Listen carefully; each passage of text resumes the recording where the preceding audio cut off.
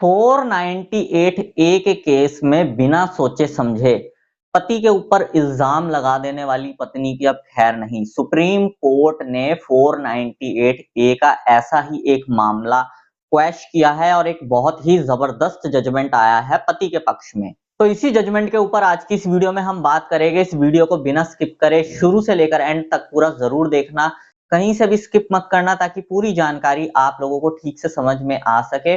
और वीडियो शुरू करने से पहले मैं आप सबसे कहना चाहता हूं कि अगर आप मेरे इस चैनल पर पहली बार आए हैं या आपने मेरा ये चैनल अभी तक सब्सक्राइब नहीं किया है, तो चैनल सब्सक्राइब करके नोटिफिकेशन बेल आइकन पर जरूर क्लिक कर देना, जिससे आने वाली सभी वीडियोस का नोटिफिकेशन सबसे पहले आपके पास पहुंचे और आप कोई भी वीडियो मिस ना कर पाओ।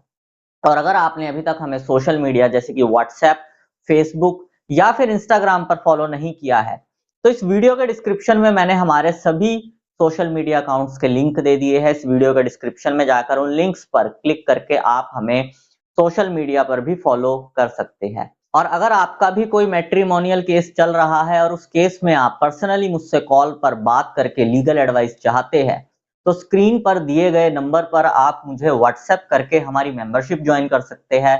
और मेंबरशिप ज्वाइन करने के बाद आप डायरेक्ट कॉल पर मुझसे बात कर सकते हैं। तो चलो दोस्तों, आज की इस वीडियो को आगे कंटिन्यू करते हैं। दोस्तों, 498A का मामला एक सामने आया जिसमें हस्बैंड और वाइफ शादी के कुछ समय के बाद एक दूसरे से अलग हो गए थे। जब वो दोनों एक दूसरे से अलग हो गए, 3 साल तक हस्बैंड ने अपनी वाइफ का इंतजार किया। जब वो वापस नहीं आई तो हस्बैंड ने सेक्शन 9 का मुकदमा दर्ज करवा दिया। सेक्शन 9 का मुकदमा दर्ज होने के 2-3 साल के बाद पत्नी ने पति और पति के परिवार वालों के ऊपर 498A का मुकदमा दर्ज करवाया।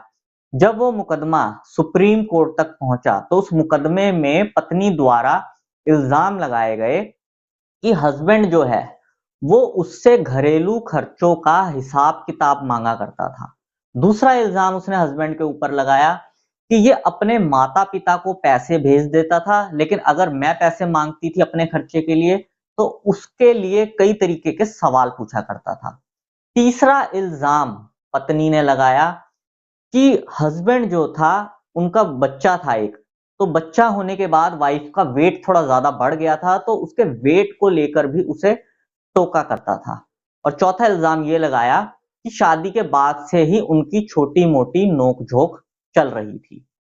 जब कोर्ट में सारी चीजों की सुनवाई हुई तो सुप्रीम कोर्ट ने ये कहा कि भाई, पहली बात तो यहाँ पे ये है कि हर पति पत्नी के बीच छोटे मोटे कला कलेश तो होते ही है, तो छोटे मोटे कला कलेश 498A का आधार नहीं बनते। दूसरी चीज, सुप्रीम कोर्ट ने यह भी कहा कि अगर हस्बैंड घरेलू खर्चों का हिसाब किताब पत्नी से मांगता है तो ये भी कोई क्रुएलिटी का ग्राउंड नहीं बनता कि दहेज के लिए पत्नी को प्रताड़ित किया गया, और इस पॉइंट पर भी 498A का केस नहीं बनता। और अगली चीज सुप्रीम कोर्ट ने इस केस में ये कही कि अगर वो अपने माता पिता को पैसे भेजता था तो ये उसका कर्तव्य बनता है, वो अपनी रिस्पॉन्सिबिलिटीज को निभा रहा है, क्योंकि माता पिता की रिस्पॉन्सिबिलिटी उनके बच्चों के ऊपर ही होती है। तो ये भी कोई क्रुएलिटी का ग्राउंड नहीं बनता। दूसरा, जो उसने बॉडी शेमिंग वाली बात कही थी वाइफ ने, तो ये कहा सुप्रीम कोर्ट ने कि ये आपके वजन को लेकर बस यही कहता था कि वजन थोड़ा सा ज्यादा बढ़ गया है, थोड़ा वजन पर कंट्रोल करो। इसमें उन्होंने उनके मान सम्मान पर या अपनी वाइफ के चरित्र पर किसी भी टाइप की कोई गलत टिप्पणी नहीं कही, ना ही उसके चरित्र के ऊपर कोई सवाल उठाया।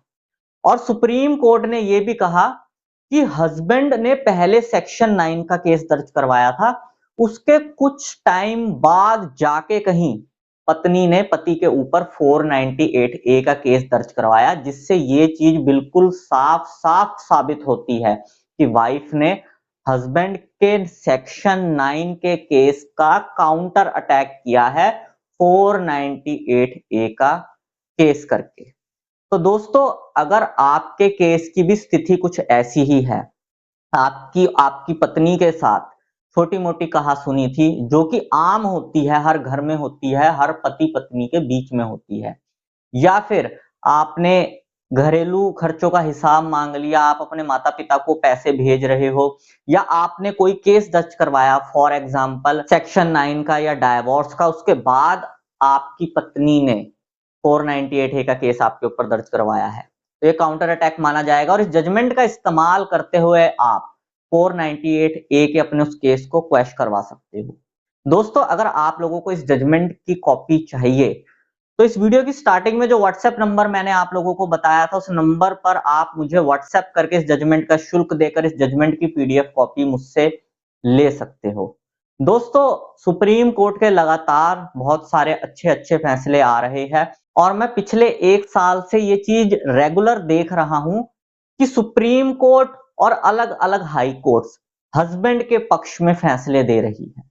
तो दोस्तों, आप लोग भी इन फैसलों का अपने केस में इस्तेमाल कर सकते हो। किसी भी फैसले की कोई भी पीडीएफ आप लोगों को चाहिए हो तो मेरे पास आप लोगों को मिल जाएगी। उस जजमेंट का शुल्क देकर आप उस जजमेंट की पीडीएफ कॉपी मुझसे ले सकते हो, अपने केस में इस्तेमाल करके अपने केस को खत्म करवा सकते हो। बस यही जानकारी दोस्तों आज की इस वीडियो में मैं आप लोगों को देना चाहता था। उम्मीद करूंगा आपको ये जानकारी पसंद आई होगी। अगर आपको ये जानकारी पसंद आई हो तो इस वीडियो को लाइक जरूर कर देना।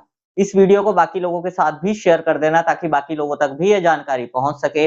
और अगर आप लोगों का मेरे लिए कोई सजेशन हो तो कमेंट बॉक्स में जरूर लिखना। मैं मिलता हूं आपसे अगली वीडियो में। Thank you very much.